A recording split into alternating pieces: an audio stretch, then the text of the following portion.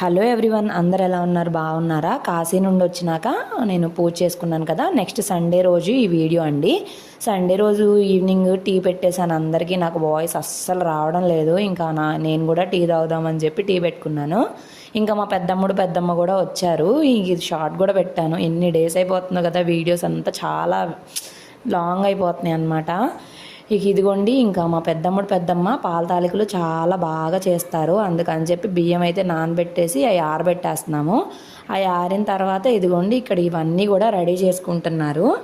ఇది వచ్చేసి పాలు బెల్లంతో కలిపి చేస్తున్నారనమాట. ఇదంతా ప్రాసెస్ మీకు డీటెయిల్డ్గా లాస్ట్లో ఎక్స్ప్లెయిన్ చేస్తాను, చూడండి. నచ్చితే లైక్ చేయండి.